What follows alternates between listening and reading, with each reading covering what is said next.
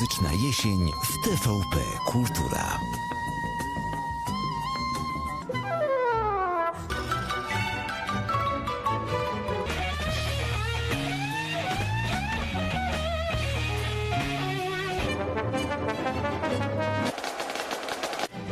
Muzyczna jesień od 13 września w TVP Kultura.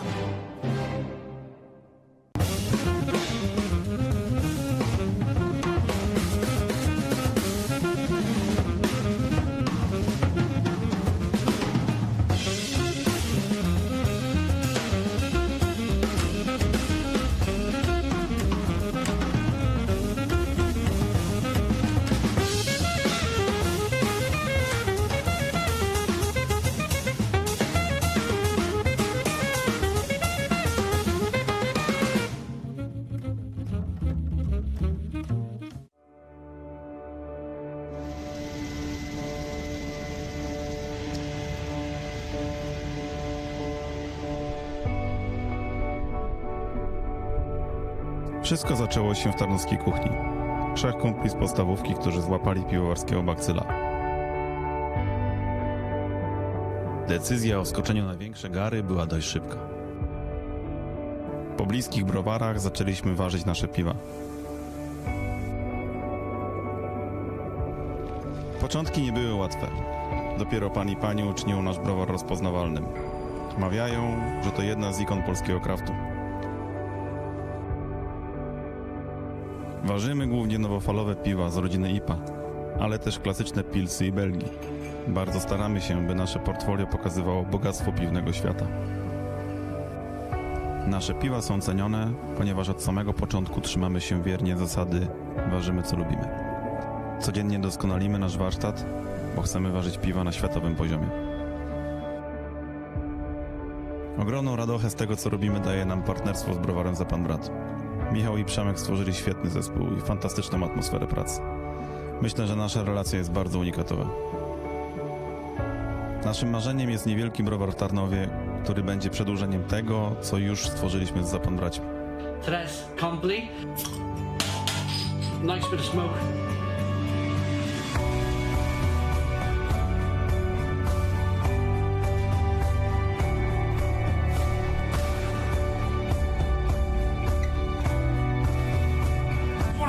Absolutely fantastic beer.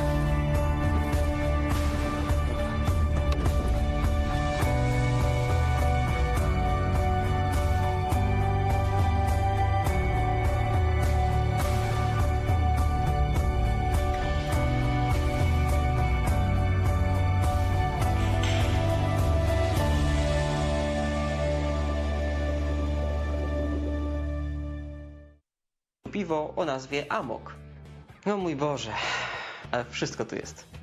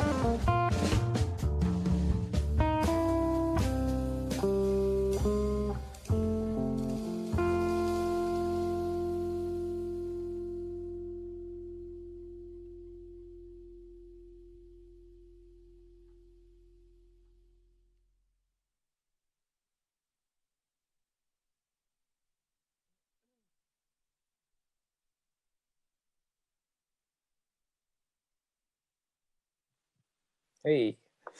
Hello, hello, hello. Welcome Morning. to a little discussion panel on women in jazz for the Jazz Juniors Jazz Festival. I'm Mike Flynn. I'm going to be chairing the discussion, but obviously sitting back and letting these fantastic musicians talk to you about their experiences in jazz. I edit Jazzwise magazine here in London, and I also play the bass and play in bands, but you know, I'm a big fan of a lot of different types of jazz, and you know, I try and edit Jazzwise with a very open mind, and we certainly try and have a progressive outlook on things.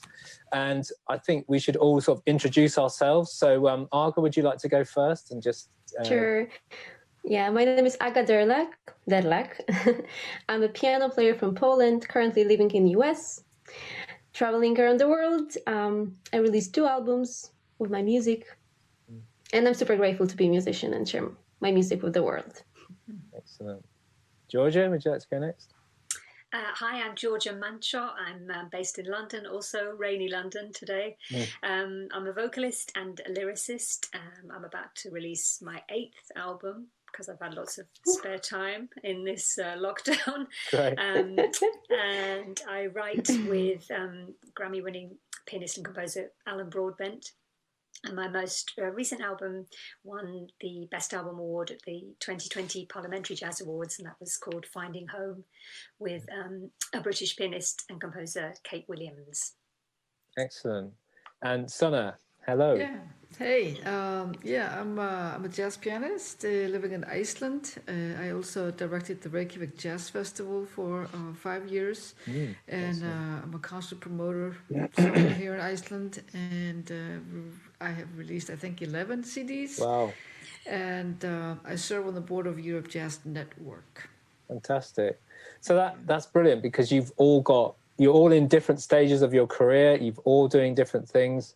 And I think that's really good, because then you can give us lots of different insights into how women are progressing in jazz today. So, I mean, let's just start with that. You know, how are we doing? How are things in the current jazz scene for women?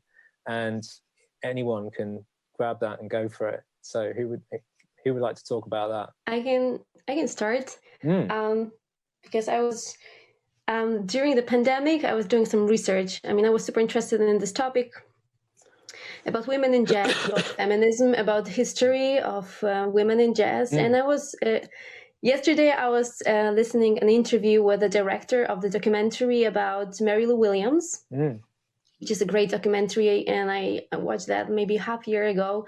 But I just want to refresh my memory and kind of jump into this topic again. So, and I was thinking that how blessed we are to live nowadays, because for women, like back in 30s, 40s, the jazz scene was really challenging. And no wonder that there were so few women back then, because playing in clubs where there were drugs, there were gangsters, there was nightlife, which wasn't just safe. And they were dealing with a lot of issues also concerning racism. So right now I'm really thinking about how privileged we are, because we are treated really well. We can travel around the world, play around the world. So this is a huge difference nowadays, that we can be safe, we can share our music with the world, and also, you know, we can just thrive and share our artistic expression. So I think it's a huge difference nowadays. It's come a long way, obviously. Right? Yeah. And Georgia, what's your thoughts on this? I agree. I think, you know, sometimes it's easy to be nostalgic about the jazz world, because there's so many of our heroes that obviously aren't with us anymore, and so we're always looking to them and what they did and how groundbreaking they were. But for sure, as women in jazz, say in the sort of golden age, they were very much sort of on the sidelines, even though I think there were more players than we perhaps know about. They just didn't get the attention. But I think I'm maybe less generous than Aga, and I'm greedier, and I feel a bit frustrated that we haven't made more strides. And I feel the same if we're now talking again about Black Lives Matter, it's the same kind of discussion that you think, I know we've come this far, although there's also times where you feel that we're just going backwards. But I'm kind of anxious to just draw a line now and really move forward. I don't really want to open festival programs and be searching for the women. I just want to see, I don't even want to think about it, and Exactly. publications. And I'm still very conscious of that. I'm still looking kind of subconsciously maybe, or even consciously making a tally on the representation, and just thinking that we could push ahead much quicker than we are. Sunna, you've obviously run a festival, a big festival, and also been a performer. How do you see things at the moment? I think at the moment, all the discussions and the increased awareness of that the balance needs to be better is helping, but still, I think maybe the problem is with even younger kids or young girls, that they sort of don't see themselves going into that direction. So even though there's a lot of women on the scene that deserve wide recognition, there's still a lot more guys playing jazz than girls. But as here in Iceland, when I look at the bands that are playing in the schools, like my daughters are in orchestras, it's mostly girls, and I'm just like, well, why do they quit? Why don't they continue? Yeah, I think that's the sort of I've been thinking about this, and it kind of goes to other careers, and it's almost like you want to make music an attractive career for everybody. So how do we do that? And how do we, because I think a lot of this is systemic. So it kind of goes to the very beginnings of education and upbringing and choices, So, yeah, I mean, I think that's, for me, that would be where to really sort of focus some of the energy on all of this, because I do see a lot of younger, female musicians actually, out there right now, and a lot of them are instrumentalists as opposed to singers. The balance of instrumentalists has certainly increased. So, I mean, yeah, and what do you think about the education side of things, and how do we get that better at music colleges and at schools and stuff? Well, I think Jazz Denmark has been doing a very interesting project for several years now, where they have this jazz camp for girls during winter break, and they do it in several different towns in the country. And I think as far as I've seen from the videos and that they've made about the camps, the girls feel empowered and comfortable being with other girls and being free to express themselves without sort of being concerned what the guys think, or feeling like they have to sort of fight for their space.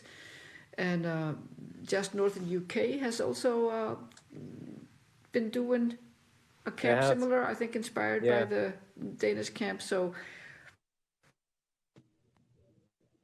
what we all need to be doing is just creating more space and opportunities for younger girls to sort of find their voice.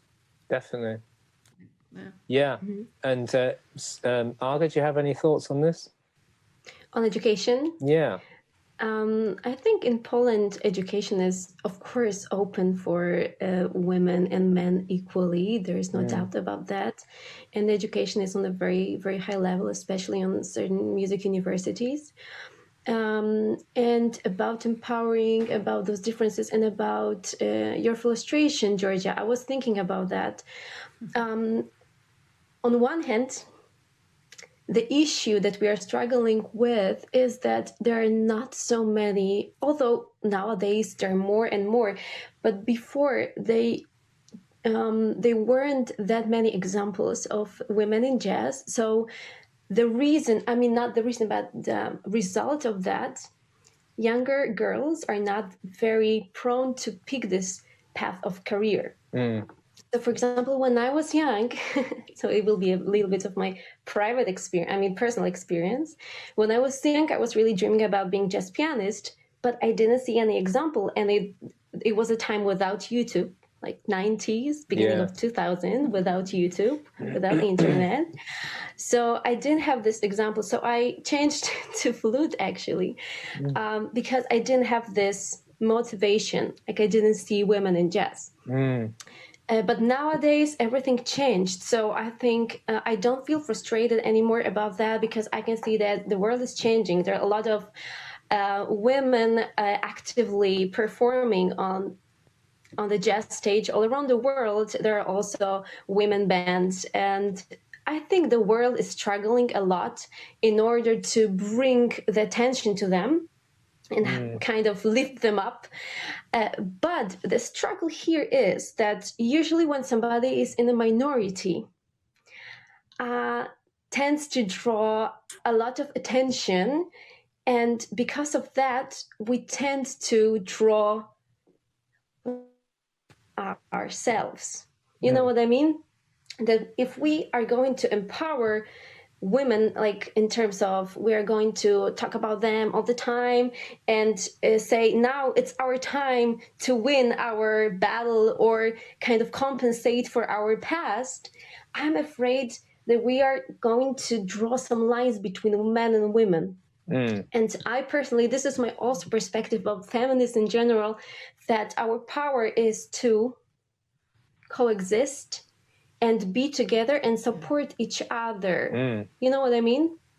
So this is what the way I'm seeing the world and the jazz scene in terms of gender issues nowadays. It would be nice if there was a solution that actually improved things instead of dividing things, basically.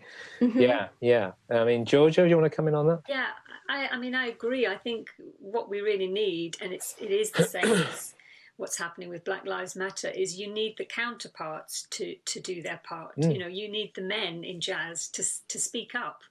And I'm not always sure that happens as much as it could do. You know, I think you just need to have that sense that we've all agreed that there are basic things now that need to improve. And again, I just think that we have to be careful, because there were historically women playing all throughout the history of this music, but they were forgotten. And you know, and that's what worries me, that it's not that suddenly all these women are playing. They were playing before, but we didn't give them the time and the space. And that's, you know, so now if we have to redress that balance in a slightly cosmetic fashion, or what's the word, synthetic fashion, then there might be this period where that has to happen. But if it's just to raise the visibility of that women are, you know, are out there playing. And also I think it's not just about the musicians, because I forgot to say in my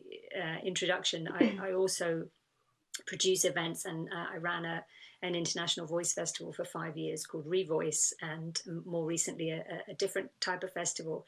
And I noticed also behind the scenes there aren't so many women involved in events, and there certainly aren't many writers, as Mike will know. We've had this discussion, and I think so. Maybe it's all strands of the industry. You know, we need to feel that there's just more parity, and I'm very curious why there aren't more women going into writing about jazz.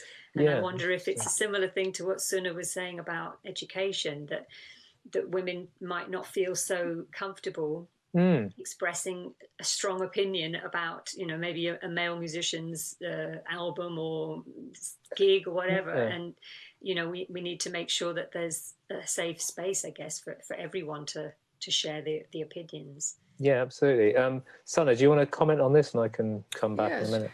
Yeah, I think there might be a social factor to this, where you know, when we're growing up, guys tend to play with other guys, you know, just hang out with other guys, and girls hang mostly with girls. And so, and that was my experience when I lived in New York, that women that were on the scene were band leaders, because guys tend to call the other guys their friends for their gigs, you know. And I think that's very normal. I mean, if I get called for a gig, I'll think about like the people that I'm most in contact with to come and do that gig with me. So now some festivals or concert series are putting a requirement that there has to be Sorry, son, I lost you there. And I think you lost me. Yeah, just on that last 2 seconds, you just said something about. Yeah. Yeah, is my connection bad or? I think it's okay. Okay, I think. But there were restrictions. There were some rules to put requirements. women, right? Yeah, where you have to Requirements, include women, and I think maybe that may be a good or positive encouragement for guys to think, okay, can I create a project with a female friend? You know, is there a female musician that I could connect with? You know, so maybe that would help in sort of breaking out of this social lock, you know. Yeah, I mean, it's funny. I've just had a message actually from Annetta, from Mary James, who's on the kind of London scene, just saying there's not enough women in the audience too, and you know, I mean, and it's funny actually. We just did a piece in Jazzwise on it's a documentary about Ronnie Scott's, and there's a photo of the very first Ronnie Scott's with Stanley Turrentine on stage and Stan Tracy band, and then you look at the audience and it's pretty shocking. It is just blokes in suits, you know. It's a men's club basically. And actually we have got a feature going into that's quite sort of telling, you know, how it was, you know. But then we have got a feature going into the next issue where we are focusing on people like Lil Hardin, you know, Jutta Hip, Leora Henderson, Hazel Scott, Belada Snow, who were all like pioneering instrumentalists in the music. And for one reason or another, you know, their careers just kind of fizzled out, or they got ill, or they just, you know, something happened, and it just, you know, sadly, those careers were kind of fairly fleeting, you know. Actually, if I may, yeah, if I may interrupt, because about Hazel Scott and Mary Lou Williams, for example, like there are particular reasons, very specific ones, why their careers collapsed. Actually, with Hazel Scott, it was the scandal about her allegedly connections with communists, which weren't true, but because she was super rebellious and so it was more political issues. Absolutely, yeah. And with Mary Lou Williams, she was looked up to by the biggest, like Thelonious Monk, Dizzy Gillespie, were her students actually.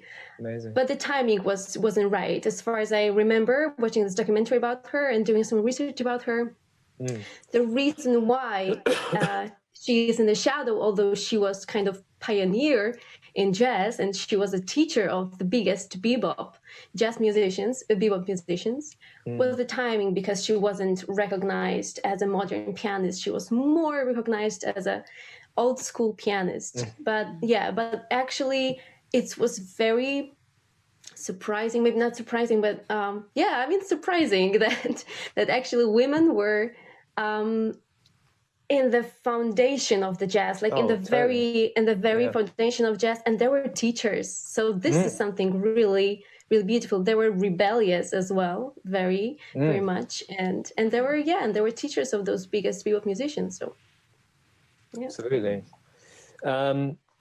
Anyway, and we just had another comment saying more women should be headlining jazz festivals, and I mean, you know, of course, you know, I think sometimes, I mean, Sunna, perhaps you can, you know, enlighten us on this, but, you know, obviously, you know, especially when we're trying to put an issue of Jazzwise together, we're looking around who's doing what, you know, and it feels like, you know, you want to kind of like say what's happening now, who's doing something now, or it's like if you're doing a festival, who is available for that festival, you know, and so if you wanted to have a lot of female artists, but you just couldn't book them, you know, it's a difficult one, right? So can you tell us a bit more about the booking festivals, and Georgia as well? Yeah, well, I mean, why couldn't I book them? Exactly. Well, I mean, you know, if they're not on tour, that's what I'm saying, you know. Oh, yeah. Okay, sometimes. Well, they'll be on tour. There's usually a way around that, you know. I mean, usually it's a question of how can you get the money together to pay for this band to come, you know. That's really the most challenging factor. There's plenty of great bands with women in them, you know, but you have to maybe look a little harder than just to the next festival, you know, and follow in the footsteps of the other directors, you know, who are booking the typical bands.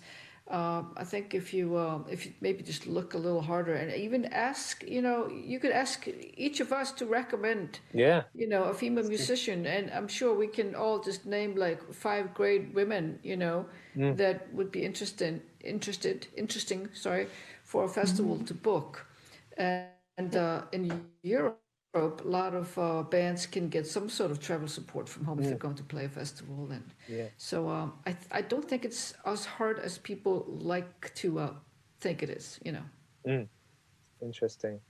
Georgia, you want to comment on that as well? I completely agree. I don't think it's hard at all, and that's why I'm frustrated, because all we have to do is do it, and then that's it. Once we do it, it becomes the new norm, and then we can put that down as the foundation to build on. But if we're still booking the same headline acts that are largely male, then of course their profile goes up. It becomes easier for them to tour and do bigger festivals, and harder to then book lesser known female artists because they haven't had the exposure. So we know it's all tied in to each other, and so obviously for the publications, that part is important to raise the awareness of some artists that maybe aren't getting the exposure, in a balance obviously with having to sell the magazine using bigger named artists. But even like you're talking about the article you're going to do on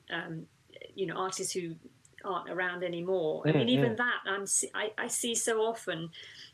Magazines that if they do a feature on an artist from the 40s, 50s, whenever, they tend to go for the male artists that we already know very, very well. And not to say that we shouldn't always be reminded of how brilliant Coltrane and Parker are, and so many others, but there's going to be it's going to be much easier to find information about those artists. So yes, a double page spread on Hazel Scott and why someone so incredible didn't become a household name at the time is kind of much more fascinating and more unique. So I think if we do it, things will change. If we just sit and talk about it, then we'll be having this discussion in another 10 years time, and we'll still be thinking, well, the balance, and should we let's hope not. I think that's it, we just do it. Definitely. I mean, we do work with, Val Wilmer is one of our sort of most treasured writers. I mean, because she's an incredible writer, but she lived it. She was taking photographs of the greats from about age 14, if I'm correct, and Val, is a regular and very, significant contributor to Jazzwise. And I'm always struck by her attitude that she just went out and did it. She loved this music from a very young age. She was incredibly adventurous. She had no qualms about hanging out with, kind of older, seasoned pro musicians from the States when they came to the UK. And she just eventually ended up inviting them round for tea at her mum's house, So people like that, I think, you can almost, I don't know, it's her spirit and her sense of adventure was what actually, gave her the knowledge and the kind of the wherewithal to create her own thing, as a photographer and as a writer. And I feel like there is I would encourage any, woman who's interested in writing about jazz to do so. I mean, unfortunately, there are just so few magazines left. There's like 2 or 3 print magazines. There's Jazzwise is the only one in the UK, And I mean, I'm trying to, I've brought on 2 new female writers this year. I want to bring on more. We have, Jane Cornwall is a brilliant writer, and we have. They're very, and like I say, Val for me is probably one of the greatest jazz writers alive today, and she writes for us, So I'm really proud of that fact. I get on very well with Val. She's, and we work together all the time on things. So I mean, all I would say is, I'm really trying to encourage more women to be involved with the writing about jazz. That's a priority for us. So, but it does take time, and I think as you will all know as musicians, musicianship is it's an art, but it's also a craft. And those elements, they do take time to develop. They do take many years to really refine. And I feel like, it's taken me 20 years to get to write, in a way that I feel confident about, but I'm always trying to improve, you know, and I think it's, you know, the encouragement is there and the platforms are there. So it's really just a case of, you know, if you want to write for Jazzwise, get in touch, basically, you know. Could I add something? Of course. I think, you know, you're so right. Obviously, it's such a long development time. And so what Sunna was talking about with the camps that have, you know, an emphasis on just girls studying together in case there isn't a safe enough space when, you know, boys are in the mix. Obviously, you then hope that everyone can come together and learn together because, you know, after all, this music is just about playing together and experiencing something in the moment. Absolutely. But I think what I've noticed that happens and is that there's a lot of emphasis on musicians at the beginning of their careers and the first expression, the first album, or, you know, the first musical statement. And then certainly for women, it becomes harder. And you know, I think probably middle-aged women are the least visible in, you know, and I don't mean just in music, I mean in general. Sure. And I'm taking into consideration, you know, women who start families. I don't have a family, but I'm highly aware of, you know, how difficult it must be for women to then be balancing, you know, career and family life. Absolutely. And I think still harder for women a lot of the time than for their male counterparts. And I see that layer of women often just disappear, you know, obviously maybe practical reasons because they're raising a family. But I think that awareness is where I'd like to see more features on, you know, women who are, you know, are mid-career or later, because I think there's almost an assumption that if you don't do it at the beginning, oh, you're fine, and then you move on, and people don't talk about you until you're sort of in your 70s, 80s, 90s, and you're a national treasure. Yeah, and totally. most of the career is in between. I think it's true for men as well, but, you know, if we're talking about women, I think that there's a big gap. Yeah. It's a very important go on, topic, Aga and actually, Sunna, you talk on this. Sunna, would you like to say something on that? Oh, yeah, actually, I want to say something about the audience. I thought of something we were talking about before, like the audience being mostly male for jazz, because I had a very interesting experience here when I started this concert series that required at least one woman to be in the band for every concert.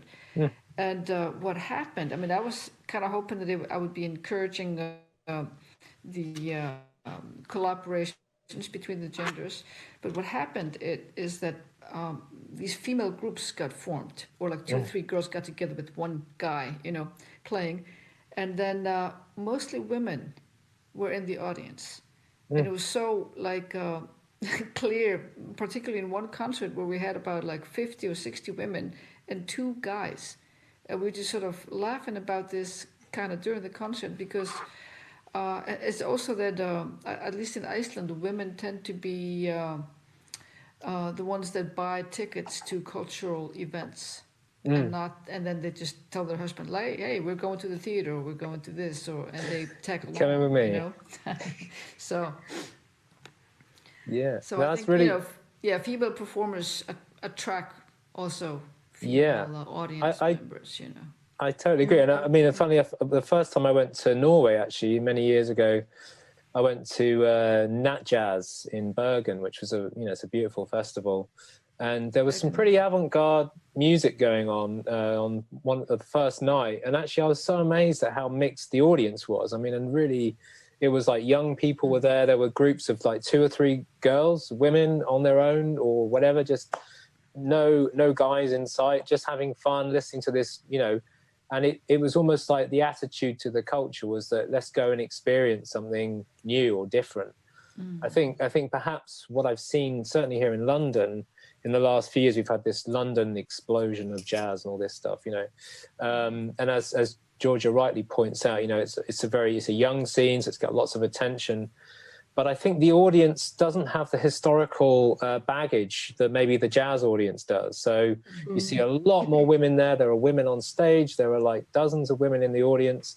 The whole scene is really multiracial. It's all ages. So, you know, you've got people with grey hair kind of dancing around next to young kids. And it's really like, it's very inclusive. And it's almost like that's the new politics, is that it really welcomes everyone, and it goes across, you know, the kind of LGBT audience as well.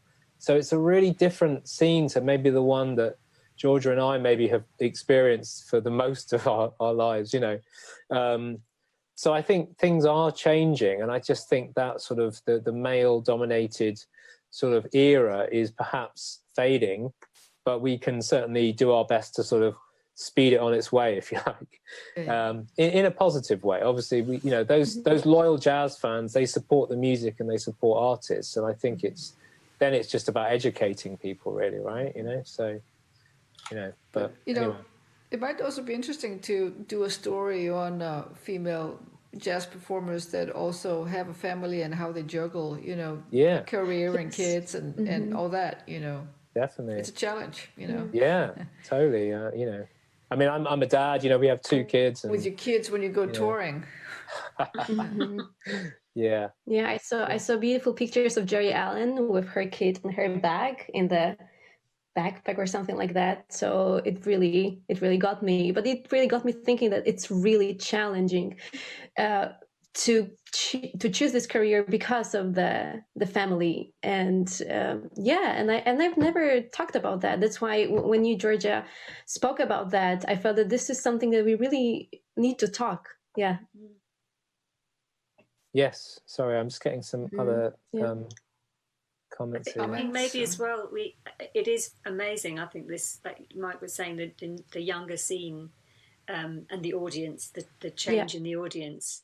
And that's what I feel, that's the model, isn't it? That we should be learning from. But I don't think that there's much of a crossover. I think it feels like there's that audience and that sort of scene, and then there's the other jazz scene. And I'm not sure how we pull the two together more. Yeah. Maybe events that are sort of more, you know, literally crossing events that have, you know, elements of all the scene. It tends to be that festivals, well, maybe more in the UK, I don't know so much about outside, but they tend to have an identity, I guess. So there aren't so many that bring in all the strands of you're sort of saying that the age groups are most segregated, aren't they?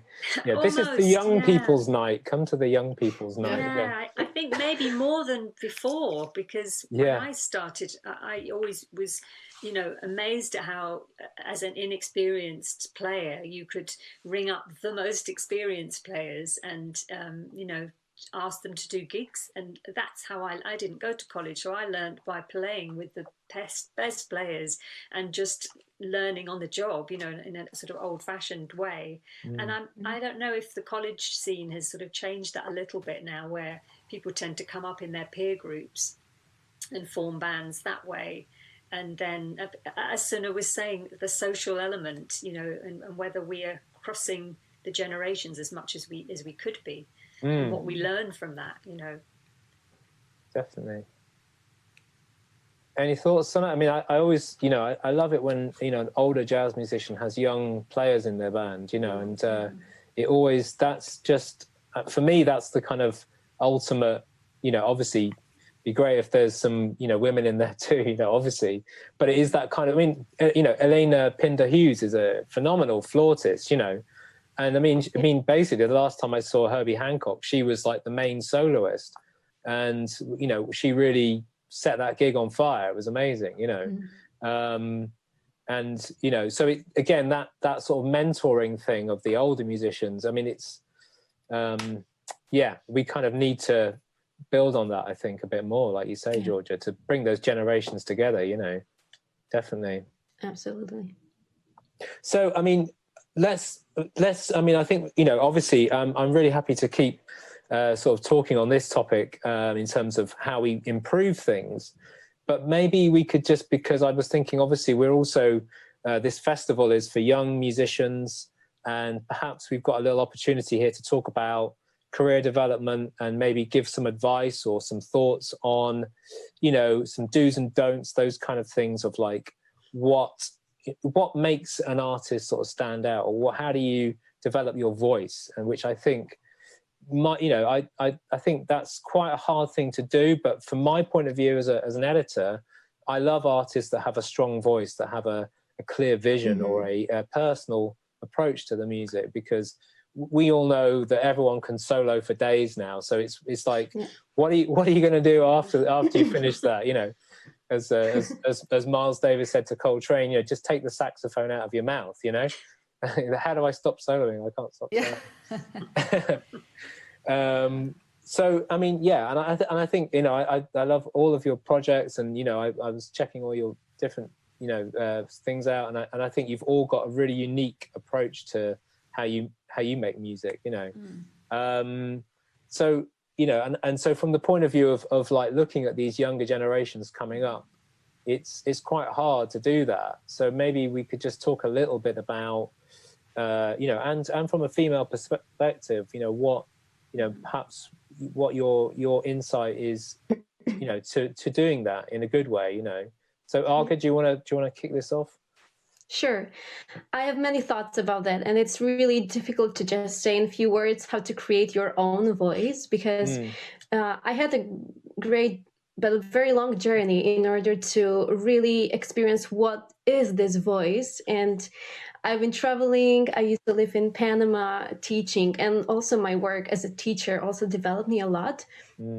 But in a few words, I would say that in order to find your artistic voice, in order to do that, first, you need to really find your purpose in life. Although I know it sounds really exaggerated, but you really have to know what do you want to say, not only musically, like in general. You have to have a statement of your life. I don't know, it sounds so, but I think it's true. However it sounds, I think it's true. And for example, for me, I was looking for different ways, and I was trying to be rebellious, and I was trying to sometimes go, you know, like in opposite direction. And sometimes it was a bad idea, sometimes it was a good idea, but it was always a kind of game of losing, winning, trying, failing, getting up again, trying, you know, one more time. But my career path as a teacher and my traveling around the world, my living in different places, really developed me a lot, and connecting with different musicians. And especially I had the privilege to be taught by Danilo Perez. So it was I think the most developing year for me, artistically and musically speaking, was last year in the United States when I was learning from Danilo Perez. And it was not only a music development, but also mental, and like looking for my purpose as an artist, not only musical purpose, but also what do I really want to express. What's my call for action? What do I want to say to the world with my music? Right. Yes, absolutely. Georgia, what's your kind of take on building that individual approach to things? I agree with everything you said. It's so personal, isn't it? You know, your story is going to be different to mine, to Sunna's, to Mike's, to everybody's. And I think maybe with this music, because there's such a weight of history, you know, with it. I mean, actually, that's silly because there is with classical music, but there's this strange thing with jazz where you want to honor the music and you know, honor the learning of the music in a respectful way and with the knowledge. But then on the other hand, if you just, as Mike says, if you're just playing and playing or copying or just transcribing and not have your own voice, it's not going to move you. And I learned that mainly, I think, when I was running Revoice Festival, because I was pulling in, you know, vocalists from all over the world. And the ones that always stayed with me, I mean, I can even think of the performances now, like 5 years, 6 years later, are the ones that had their own individual story and the way they expressed it in a sort of a higher performance level maybe than other people. And other people might have been more technically proficient, you know, more flashy, but they didn't necessarily move me, and they didn't necessarily have that authenticity, and that this was really their story. So I think, you know, you can't you can't rush it, because it's exactly what Aga said. It's not, you are your music, you know, you're living a life that is going to reflect as a human being, as you get experiences, you know, good ones, horrible ones, you're going to change, you know. I mean, I think you probably fundamentally stay true to your core values, but you are going to be affected by what happens to you in your life.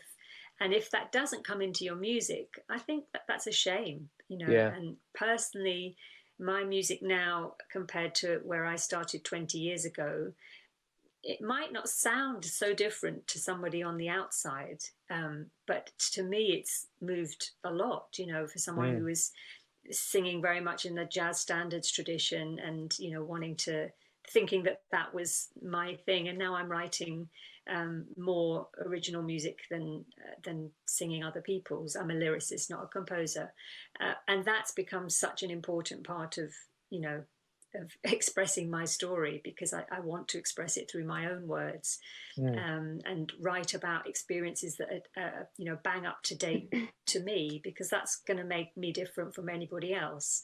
It's not going to necessarily make me any better, but at least it makes me authentic. So I think that's part of why I'm saying as well, that if we emphasize too much at the beginning of someone's career, we put so much pressure on them to be fully formed, and you know, and then what do? You know, we have to be sure that there's place for them to be nurtured throughout their career, so that wherever they start, they get all the encouragement to start and to do the career, because as we've all agreed, it's a difficult career, and it does require a lot of, you know, a stamina and resilience. But, you know, you can't rush it. You have to just let things happen in your life that will affect your music. And hopefully you can, you know, stay the course and be Sheila Jordan at 92 still performing, you know. Sunna, would you like to talk on this for a minute? It's a journey. It's not a destination. And I agree with Georgia. For me, the emotional connection is just the main factor. It's very important, whether for me as a performer, composer, or even as a listener to other people, if I don't connect to it emotionally, it just doesn't really get me. I'm not invested.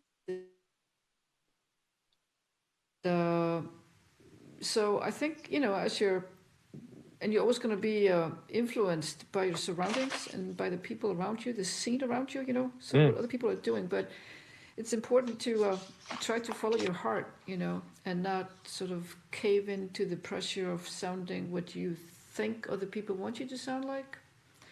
And I think also for me, it's been very important to play with people that I connect with and enjoy playing with.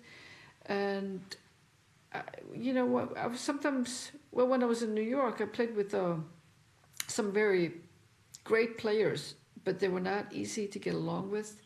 And so for touring, I'd much rather have a less technical player that connected on an emotional level, you know, because it's just much more rewarding to everybody, you know. And I suppose that comes through in the music then, doesn't it? If you're actually just, you know, if you're communicating with fewer notes, you know, but actually the empathy is a lot stronger than, you know, hey, we don't need all those notes, thank you. So it's an interesting one, right? And yeah, I mean, it's sort of in terms of, okay, well, let's then flip it around to some of these festival things, because obviously I think, you know, obviously looking at how we kind of encourage women to come and play jazz and come and watch jazz and buy jazz and really kind of be invested in it. I mean, how do the people that kind of, not just the magazines, because I mean, to be honest, I think the live scene has its own momentum and its own, you know, as I say, the London scene, if just as one example, has that sort of momentum that, you know, they could, you know, get terrible reviews. That's not going to stop people turning up at the gigs. You know, it's that kind of, it's almost independent of itself. Mainly, I would say, maybe thanks to social media as well. So how do we sort of improve that kind of the booking things and the programming things, and just the sort of some of the basics even maybe that would encourage more women and female artists to be involved with its music? Anyone can answer that question. Open the door. Yeah, exactly. Well, one thing that comes to mind is the big band here in Reykjavik, the Reykjavik Big Band. It's, forever it's been 18 guys playing jazz. And then last year, I think it was last year, they decided to do an open call for new compositions by women. And I mean, we don't really have anybody here that's writing music for big bands on regular basis. And I think in the beginning they were probably thinking that they would get maybe one or two tunes sent in, and then they would just have to, go to Maria Snyder catalog or something like that. But just putting out that call, it's like women on the scene just felt like, okay, they opened the door, now we gotta walk in, So they got plenty of music from, I think, 10, 11 women on the scene here. And it was a great concert. It was really good. But none of them would have written this music if they hadn't really just kind of asked for it. Yeah. Yeah, definitely. And Aga, any thoughts? I think in Poland, the situation is moving towards booking more and more women, actually, because raising this awareness of women in jazz, and there are a lot of wonderful instrumentalists in Poland that gain more and more attention nowadays. And so I think that in Poland maybe we have slightly different situation. And I think, everything is moving towards booking more and more women ensembles or female instrumentalists, because it's also kind of, a part of this movement, I would say. And also it's also attractive for a booker, for a festival organizer. Not only to book a woman, but also to participate in this movement of raising awareness of female jazz or women in jazz. Definitely. And Georgia, you want to add anything to that? I think maybe definitely open the door. I mean, that's a perfect phrase, really. Open the door, and I'd say accept that there's an issue, or that we could do better. Because I still find that there are times you have conversations with people and there's a lot of, yes, we would have women in that. And I think that could, if we could just draw a line under that and say, we could do better here. What can we all do to make this just more normal and, encourage women to feel comfortable here, or just open the door. But the only thing I wanted to pick up, or maybe it was something that Aga was saying about female instrumentalists. I'm always slightly unsure how to pitch this part of the discussion, because I find as a vocalist, there's almost now a snobbery about female vocalists compared to female instrumentalists, and almost, another division. And I don't understand why we are doing this to ourselves, where, historically, if there have been more, if mainly the women in jazz have been vocalists, then probably those women have been fronting male-led ensembles with dealing with male promoters, male PR, whatever, and maybe doing that on their own. And that's not always easy. It's going to depend on the personality, of the woman involved. So now I think we have to be really careful not to then create another big line between, vocalists and instrumentalists. Why do we need to separate them? Why do we need to distinguish? Especially now where the standard across all instruments is so high. I don't think that we have to worry about any of the younger players coming in and not having the ability, because the level is incredible. So I just wanted to raise that, because it comes up a lot in these discussions about women in jazz, as if we've only got vocalists. Yeah, I think it's build not on about that drawing. Yeah, I totally understand. I don't think it's the matter of drawing the lines. It's just a matter of that a woman as a vocalist is like more popular. I mean, the vision of the female vocalist is more popular in jazz scene throughout all these years, and those who were instrumentalists, those women who were instrumentalists were kind of maybe behind the scenes or less visible, that's for sure. So that's why probably instantly, like without, like unconsciously, I just said female instrumentalist. Not, it wasn't a part of drawing a line or something like that. It's just, you know, in the back of my head that there is the assumption that female vocalists are more visible, and female instrumentalists are those who need to struggle maybe a little bit more. This is my assumption. I think the struggle is the same. It's just I completely understand what you're saying. Less visible, but more cliche. The image of the jazz singer to be this, you know, sexy. Okay, I get your point. You know, okay. and someone not taken so seriously, and that's what worries me sometimes about this discussion, that we have to be, you know, we have to be inclusive of all the women in this scene, because it's the same. You know, we're all going through the same problems, and you can be visible, but in the wrong way. I got your point. You know, okay, now I understand. I understand. Yeah. So there is an assumption of a cliche of a women vocalist, which is also like downgrading. Now I understand. Yeah. Just the vocalist who's not really a musician, you know, who doesn't really understand. I understand your point. Absolutely. Yeah, I agree. Sunna, would you like to comment on this at all? Yeah, I mean, I see what Georgia. I totally know what she's talking about, and I agree with her. You know, but you know, I think the awareness is really important. And I had a meeting when I was booking the Reykjavik Jazz Festival. I talked to a lot of artist agencies, and I remember having a meeting with one agent, and I'm looking over the roster, and because I was going to book one of his bands there, and I'm looking over his roster, and there are no women on there. And I bring it up. I say, so you only represent men. And he was like taken back a little bit, and he's just like, what? And he like looks over the list, like he's surprised, and he's like very uncomfortable for a moment, and like, yeah, you're right. And then next year he had a woman on his roster. So it was like it was unintentional, and he just hadn't thought about it. But after that he did, you know. So. Yeah.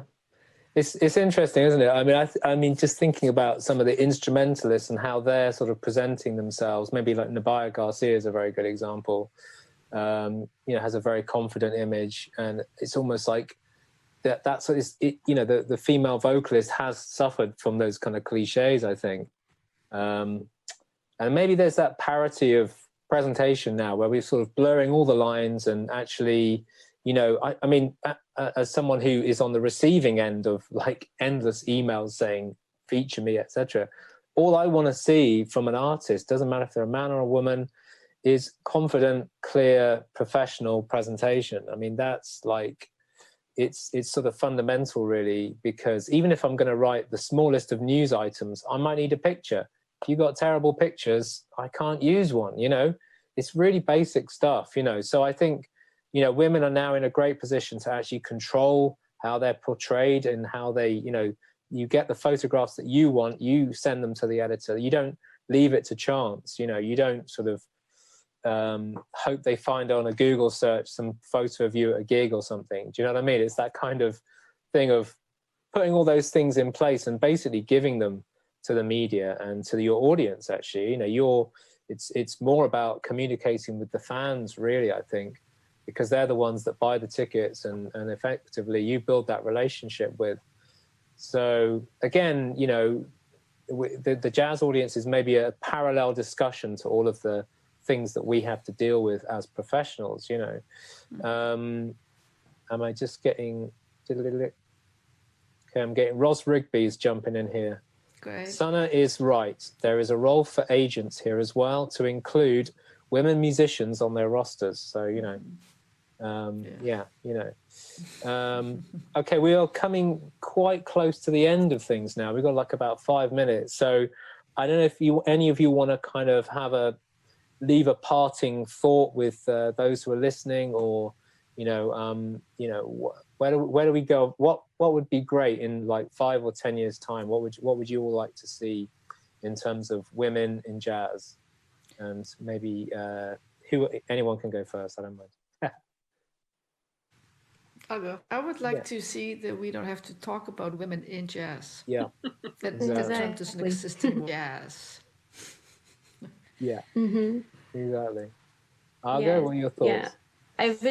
My vision is that exactly as Sunna said that said that the point is not to talk about any divisions, any lines, just be professional, just do whatever we love and do it at the highest level. And I also think about, of course, there are many things to do in terms of booking agents, festivals.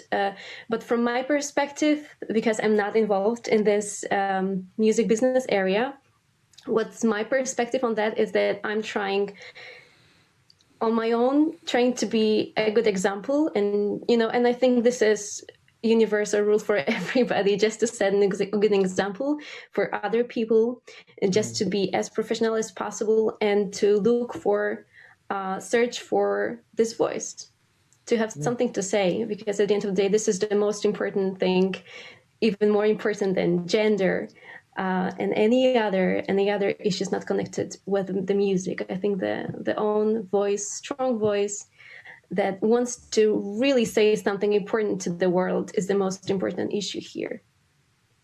Great. Yeah. Georgia? They've both covered everything perfectly. I think I agree not to be having the same discussions or feeling like, oh no, we're still doing the same conversations. But, maybe that's unrealistic. It's going to take longer than that. But I think in the meantime, then, to raise each other, to help each other, but also to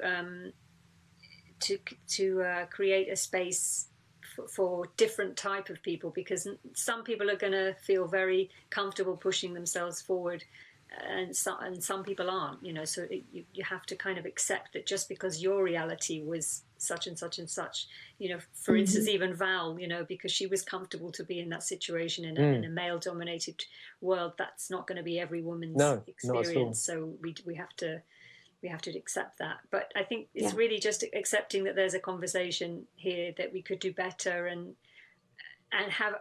I think what's actually really hard is speaking up, and it's not always easy to go to your male counterparts and say, actually, I'm seeing this. I'd like to see more of this. What do you think? And have a discussion. That's hard for a woman to do. And Mike, because we've had the discussion. Yeah. And it's really hard. And there can be a sense of, is it going to reflect badly on me? And I think maybe with experience and time, it's easier to do. I feel more confident to do that now than even 2-3 years ago, because maybe I'm more tired, and I think, what's the worst that can happen? So let's allow those discussions to happen if they aren't progressing naturally anyway, and let's support each other when one person speaks out. Let's say, you're right, we could all do more. And if you have something to say, let's listen. And then if we're a team, if we're all on the same trajectory, then I think we can certainly change and just concentrate on the music and being moved by the performance, because there's many bigger problems to worry about, really. Yeah. And maybe just on a positive note, who are your kind of like most inspiring female women musicians that you kind of maybe turn to for a little bit of inspiration every now and again, or someone, even if it's not a musician, someone who gives you that little bit of extra inspiration or strength or whatever when you need it? So I mean, who would like to mention someone? I think Mary Lou Williams, in terms of the story of her life, is music. I think for me recently, I I don't know, I was asked to do a playlist for Jazz I Am in Barcelona of like my favorite tunes or whatever. And what first came to mind were all these old recordings that I used to love when I was a student. But then I decided, well, I want to look at what's happening now, who's inspiring me right now. So instead, I created a list of with music by women in jazz in Europe, and I discovered the Polish pianist Kasia. What's her last name? What's her last name? Pietro. Yeah.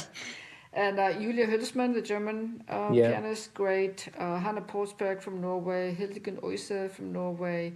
I mean, they're just Julia Valle from Spain, just great. I love that they're out there now playing music, and that inspires me. Definitely. What about you, Georgia? Who's your kind of go-to? I think there's probably two that are no longer with us, sadly, and I'd start with Betty Carter, because she just broke so many barriers and did so many things in an uncompromising way in a time when it was, as we said right at the start, even harder to do that than now. And just to have that tenacity to keep going and fighting and being totally unique and totally her own voice. Abby Lincoln is the other one, because she didn't start writing until she was in her 40s. Amazing. And you know, having come from a sort of almost that pin-up kind of look, you know, very celebrated for her beauty and her acting, as well as obviously her stunning singing. But she came up in a very different tradition to how she ended her career as a serious songwriter and a political artist. And that's, I think, the definition of us talking about a journey that you're on with your life as well as your music. And then I mentioned her just briefly, but I have to say Sheila Jordan always, because I think she'll be 92 in November. Wow. And I know if it weren't for a global pandemic, that's the only thing that's stopping her from still touring the world. I mean, she's astonishing, her energy, but not just, you know, that we can say, wow, a 92-year-old person is still able to tour and things, but her emotional commitment to the music is extraordinary. She's so inspiring and so encouraging of young musicians, you know, and she just would tell everyone to keep going, keep going, keep going. And I think, having known that she worked, I think, for 52 or 62 years as in an office job, before she could support herself just from music. I find that so inspiring, to have that level of commitment to doing this crazy job. That is truly amazing, isn't it? I'm sort of not sure how we end this meeting, whether we just all just leave. I'm awaiting Annetta's kind of confirmation. And I mean, I'm assuming you're all dying to get out there and play gigs again, or I mean, how is anybody actually able to do a gig at the moment? Sort of, not really. Well, yeah, we can do some gigs in Iceland at the moment, but things have been getting worse lately, so I fear that we may be looking at some difficult restrictions in the next weeks. But I'm actually planning on coming to Poland and nice. And doing some gigs with my trio this month, October 23rd, 24th. So I'm really hoping that we'll be able to do that. Excellent. And Aga, you're just locked down in the US, right? So you can't do anything right now. Yeah, I mean, I was for a month and a half in Poland, recording and playing. So I think in Poland the situation is a little bit more relaxed right now. So I think Sunna, you will definitely play those concerts. And I'm sorry that I'm not gonna be there. I wish I could. But planning something for next year, maybe releasing a new album. Oh, okay. Well, you know where I am. You know, give me a shout. Sure. I was digging your Oscar Peterson transcription. Actually, that was pretty crazy. Well done. Thank you so much. And Georgie, are you going to be getting out and doing a gig anytime soon, or are you just kind of like me hiding?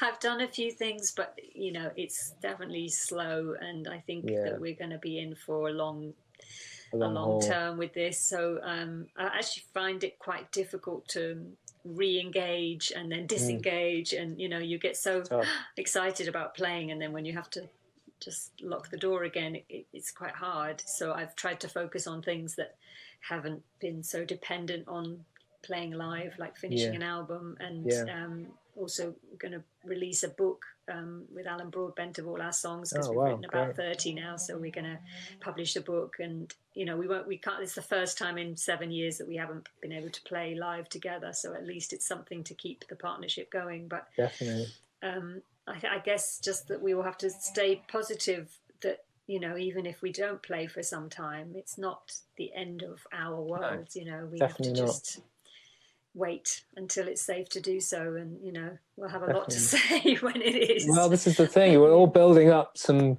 stuff here, aren't we? You know, well, listen, I think we have to end it there. Thank you so much. It's been really, really great talking to you all, and I would love to hang out with you sometime, somewhere, who knows when. Maybe Jazz Ahead, maybe in London, who knows. Anyway, well, thank you so much, Aga, Georgia, and Sunna. Thank you. Thank you. And thanks to Annetta and the Jazz Juniors for having us. And yeah, well, we'll see you on the other side, all right? But over and out. Thank you. Take care. Be safe. Thank you. Stay well. Thank you. Bye-bye.